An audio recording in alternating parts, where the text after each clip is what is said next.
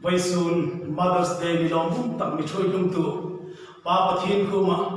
ro pui na le choi moi na in khum tin sin la chun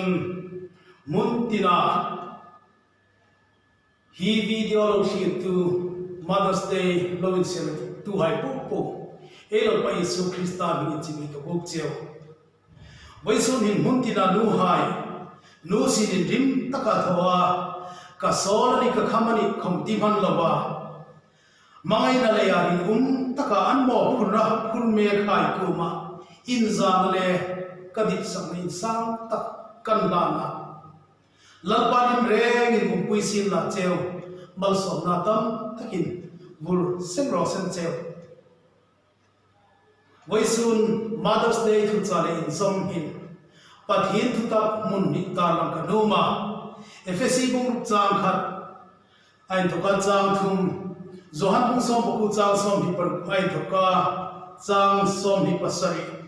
ta lang ai ti FSC bung chang khat na pang hai lal pa chunin nu le pa hai thu som ro chu thilin di kan sia inu le pa choi moi ro chu thu pe tim nei asa ta kani jong chu ta ding in thang ata nu e dam so ti zohan bung som ku chang som hi par chun Isu na nu le in chuk tir ai mangai kha akola giram huwa ak anu kuma nu mei enta inaw pa kha ata chun in chuk tir kuma khom chun enta inu kha ata chun chu chena in thok chu in chuk tir chun ama nu chu ina throi ta lalpa na tu kai ta lam athak takni chang sing man bi som pe ro se Voisuna Mother's Day ni lomum tak ein sirhi America ramachun kum zale kum ruklai lim ta in khanan lo in sirtrana nupahat another vis anti hiuma amalem chu pasana nei noa adam sung khan nu alo di ve noa nisin nam anu na en kol na en tho anu sin tho hai nut na kha choi moi tlak ani ni na hita chu ta kai thok chun nu ha hi choi moi an phun ki Mother's Day in sir ding in rot na lo si ma chu rot na tin changli pe in kum sang sa ku som pani khan America chun aram bum pui in sir ding in official in alo pu anta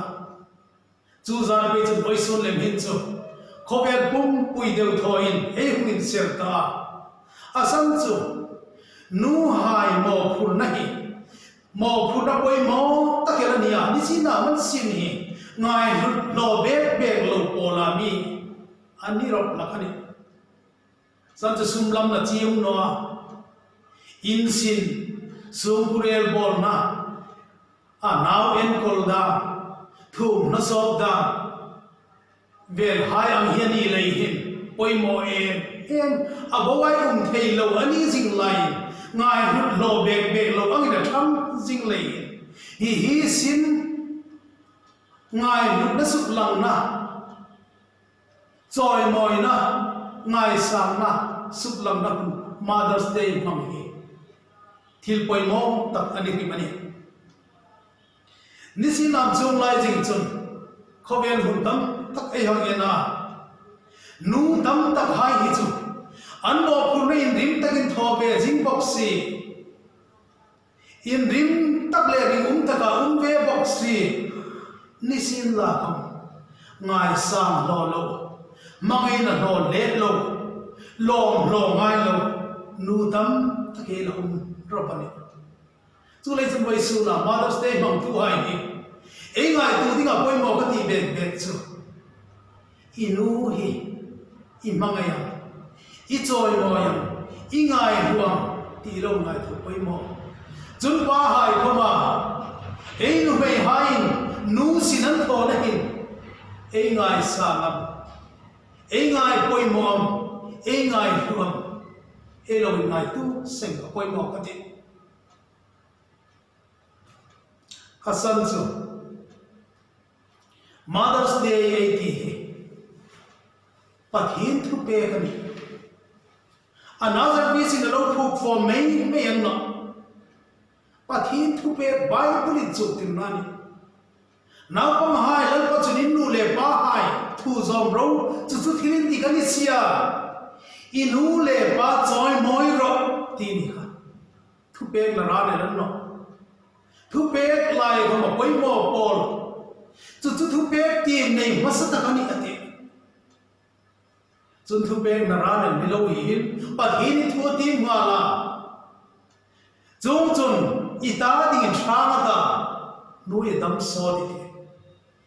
ita ding thang ta nu ye dam so di inu I joy moi ni chun ita ding thang ta am ji chu mal so na to ita nu ye ko mi dam so ding ti na ni chun I joy moi no ni chun ita ding chano ta nu ye ko mi dam so no ding ni ti na ma ni chun chu lei chun nu joy moi ei ti apoi mo tak se Mother's Day thil tum hi apoi mo tak se mi hanan thole ya thoi ni no another piece in alone chuk tir le bigo ta thoi ni no pat hi thoi bu le ei nu hai he joy moi ding an ni ei ngai nu ding an ni ei mangai ding an ni hi poi su ni ei ri thar poi mo ka ti tam se ole nu hai choi moi ta ding kong thum voi sun tar lam kanu ma amma sa ta ka ding chun nu hai mangai na in ei choi moi ding ani mangai na in ei choi moi ding ani asan chu mangai hian thu ni an mi lo mangai em lei inu ina mangai ji che hi tam inu mangai na che hi khovel mangai na ing mangai na le khai kim thian no ing khomi na khai kim phang no ne inun amangai chia tui sikini lai in thok khan ita ding na lo tura zan thalo thowa izun le khai lo thila ka sona ni ka khaman ti ban lowin a chang ni sapui no ye da asura sa khom phil lowin lo sin hai ifak ding zongin lo tla mangai nei inui na lo en kol chia a hin nun bo lo mama anei bo ita ding na lo alowin lana afa kai lo pe chia ita ding na lo chan na ma a mangai na che hi mangai na ko kai kin pa ma chu mangai na chu mangai na ve I don le da tu ran ti wai sunin hetla en la poi mo ko ti be kan wai sunin nu tam tak chu mangai na lo be ta lo no annao hai mangai e man lo en kol la khai khan mundangan sana intuman sana now hai mangai na lo phak ta lo ge annao hai la chun ngai sak bek ta lo sum ku ka nei ve tan nom in sum ka nei ve tan nom ti nu hai mangai le be phak ta lo anu nan bang be to nu tam tak in ring ngoi mu ding hian tam kho ve nei chunin voi sun hin ei ni ring tu hai pathi thu pe ka ni angin ei nu hai mangai nei nei choi moi ding ani mangai na ro lo nu chu tu nu re gamani ho anau hai I man sam re gani ho annu hi ginani nu tirati en anna hai mi chi nak man tu le chan inu hi mangai na I joy moi ding I mangai le pe ding I anginam I thil tho le trong ba su ken chang pui tu na chang puin thil pe ka mo na pe in I thil tho in I chang zi in I nung chang in I bangai na inu I bangai na in lang ti poi mo ta zetani chu ni trong ba su ken now tam tak chu nei nu hai ei rau thur la trong bao tha ei nu hai nan ma mo ve trong bao mo yan ma mo ve mai trong ka man ma mo ve ei nu hai na thei ve tho tur thei ve tho ban ni an na ni khun an lu ngai ni khu hin mangai na trong kam in lan ve ro dam pha e ma the mangai na trong kami lungril asuk dam na kani nu hai lungril sol ngoi lungril na ngoi hai mangai na trong kami in khum ro dam pa man ti mangai nei nu le pa hai ei nu hai choi moi tiu apani na ading chun ei nu hai ngai lu na in ngai sa na in ei choi moi tiu nu then khat cho an hu tar dewa ngai lu na lo ta lo ngai sa na lo ta lo ang nan ngai sa nan lo ta no ka ngai lu tan ni ta no ka asani mana in sung sin ing khaman tho thei ta no an hu trong be him lakin atu lai ta no ti pe kan ni la ti di la chang ding khama din ta lo sin tho ding khama din ta lo chu ang ni huna umina ni ngai pa nu ring nun hi aha dam no e ma son e mane chu ang nu hai chu ngai lu ro ngai sam ro sina tho thei ta no le khan ngai ne no musik no ro anwa ne tu lai mi hai la ya khil ding in ko ma hi pe ta no le khan ngai ne pe no inu lut na ya bau chu no ni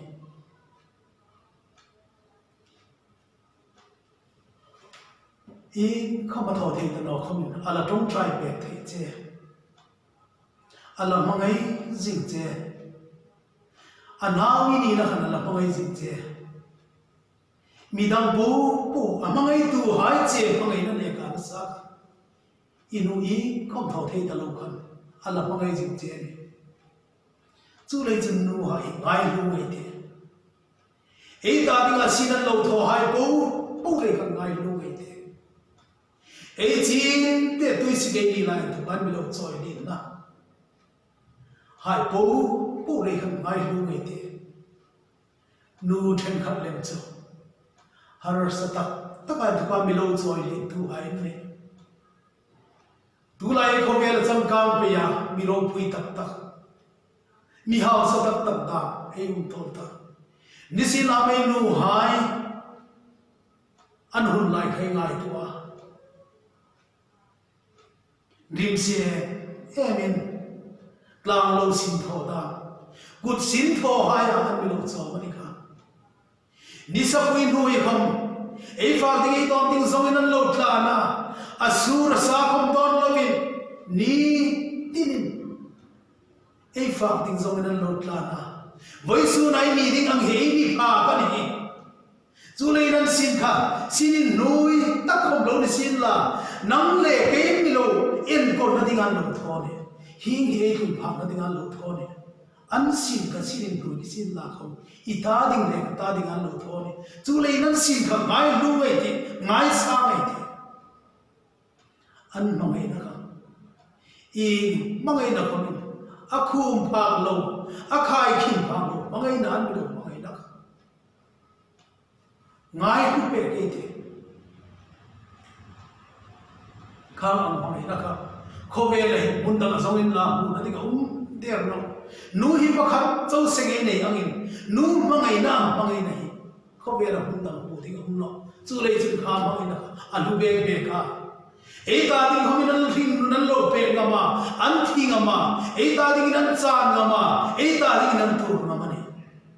mangai ni thu tak len yo mangai ni chun ei ta ding an mi lo tong trai pe na hai pu kha thil lu tak le thil tho thei tak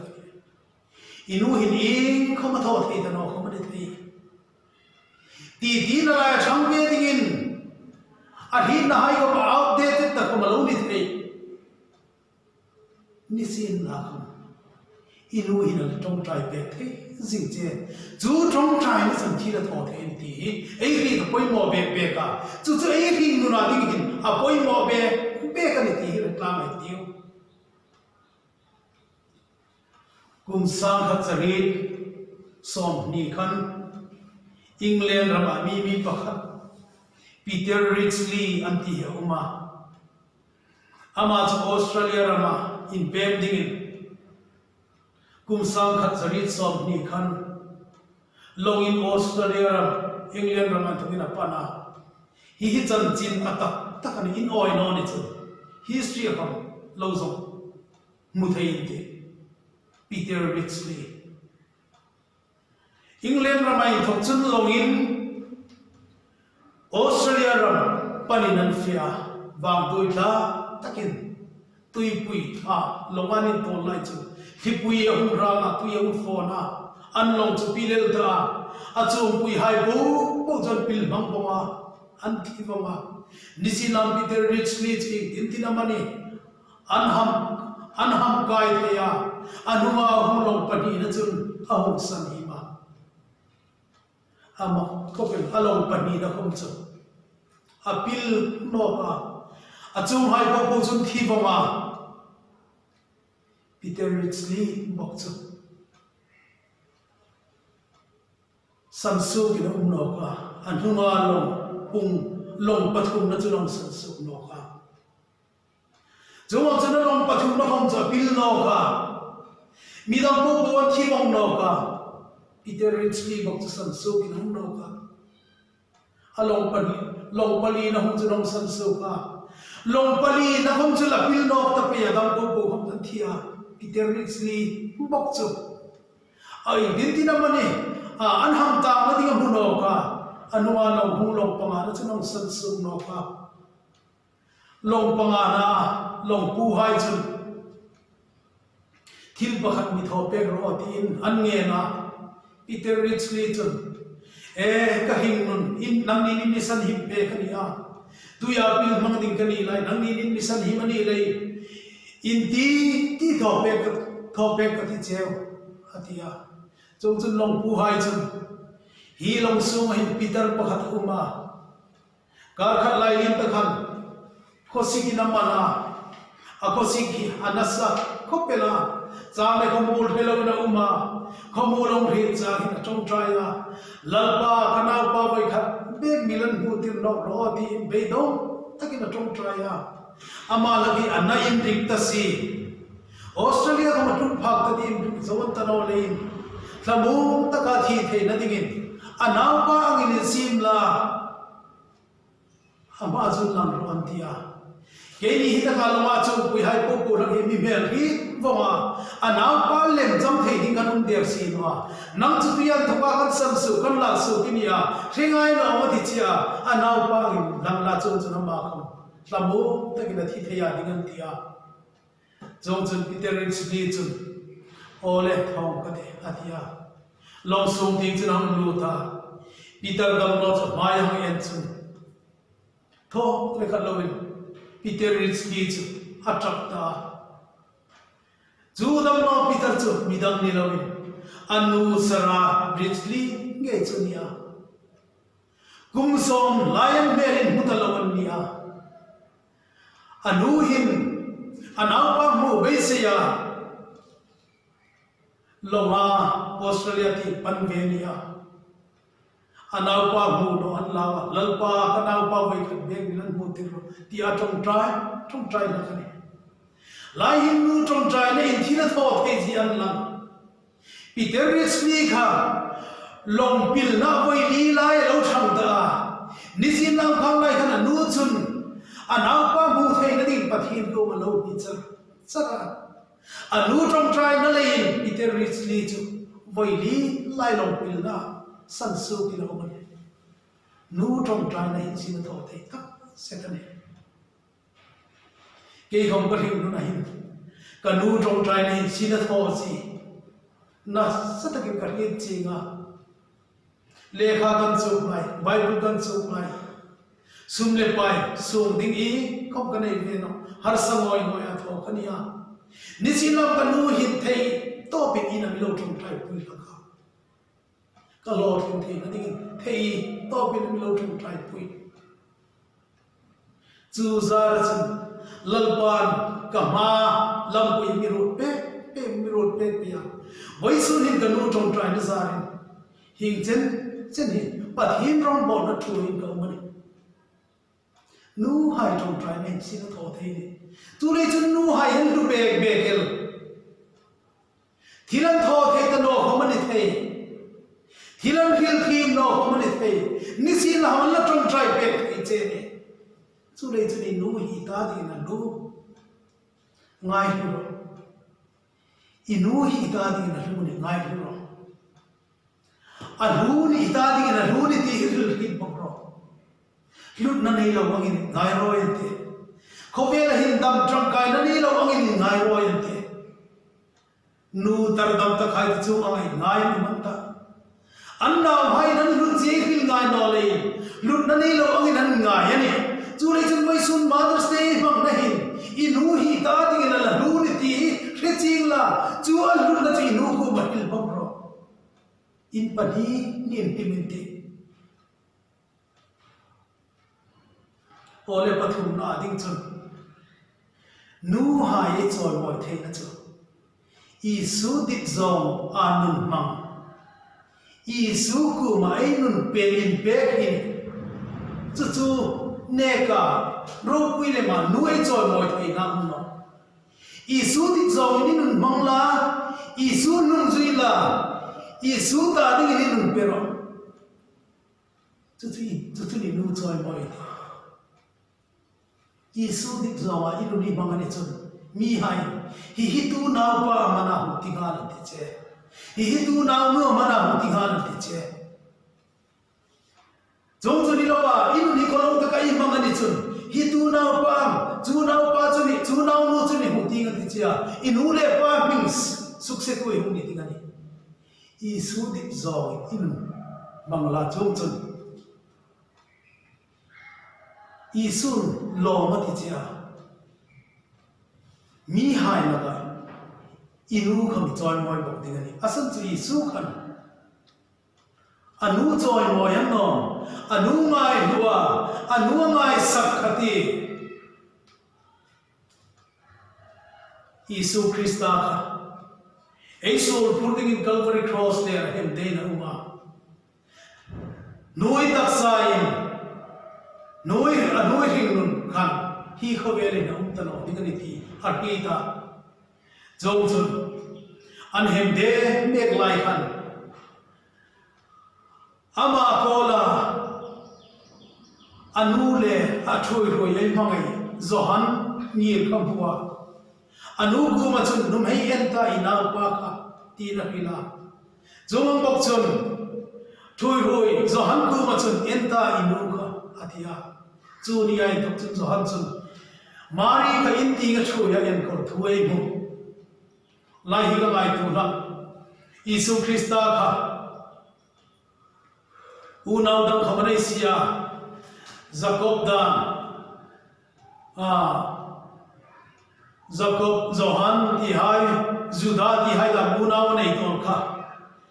England ni ku man en ko ding na pegel no katina nisin nam Isu Krista dam lai kha unaw hai na man ring no an don koi bu Juni Isu Krista khana unaw tak hai ja kham khani lawin ama ring tu le ma si tu hai kham ni lem tu pum bo Zulai chun hilai hin nu en kol tu ding kham hin thui hui ai mangai ati chu thui hui zohan mangai zohan ati thak ani ti thak ka Isu Krista anu en kol tu ding mo khun na pe kane ama khana en kol thei tano ding ani ki ri chinga Zulai chun a en kol tu ding tam ama roi a thui hui ai ka Isu na nu pe kan Isu na nu ngai sa Isu na nu choi moi ni chu ang song chu mi chen tam tak chu e nu hai ngai sak ni lawin ngai ne pa me ti ding in za ku yam da le lo thola kumbul lai khan Sung le ku hai now hai le dam in school hostel hai cafe ve jiu jiu wa chu ta ka thil ka hu su chu nu le pa in anna mai hostel alum mani school alum mani anvakan hin now function ka chunan nu le pa hin lo za pui la kan ti ka ba so kan point ka ti em now function ka dai chun nu le pa hai kut sin thoni chom da ni nen kol da hania kan sin thona kuma anna pong high school fee ding da man ma pe khan anna hai nan nu hai mani pa hai mani sin thona tu no le school an man bu khan lo za pui la kan point ka ti anni en kol na digin thei to pin sinan thoa mi ku ma da manin loa sin tho thu no nin bel da ma hu tu na ni sin na man na hai chu mi hai lai an lo za pui la he ni khom wai su min ngai tu mai tiu isun zam ku en ta inu ka tiang in Enu hai ene tiu hingang ni na man ni ra Enu hai wai sun hin trok taka u hamal lo ni an thei nang le ge pian kol na dinga an sin thona le trok taka sin thona thu noi thu hamal lo ni an thei en ta inu ka an no le wai sun hin i choi moi dinga ni choi moi no a ingai hu dinga ni ngai hu no a ingai lek le ya lungri na taka khamal lo ni althai wai sun enta inu ka ingi huna mo alhimam enta inu ka amoyam enta inu ka inu nge ni ka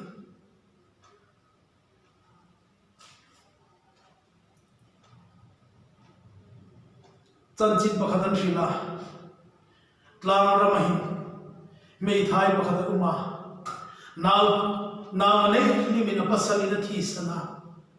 chu no chun a now chu sin thoin a en kol tran ta now te chu khuma anzar intira jo chuna ma chu ko na sila tho lai chun an in su ma chun ka me hu su ta thu te lan in chu kam tu ra chu no chin mo takin in su chun kan lu ta a now te chu buni na hu tu ma ku plan to no ka anau dewa sun so na chun amai hai bo ka me na lo kam trom boma lo kam kin pek boma mel mu mal ma nei ti tan wa anau je him takin au san so ka jong chun anau jo kut sin thor men kol tum pe tam lo hai nei ha thei to pen sina tho ha anau jo school tran kai tira anau jo hun thang lin deu te on thang lin deu dewa silong kon college an kai tira lekha thim thei takan lein anau pa chu officer lin takala hum ni ta ante jo chu na ma nu khom chen kanau pa hum pui thing ta khom fen ka ta kanau pa chu kan khati au na chu mu ve him ka ti atia an thok su ta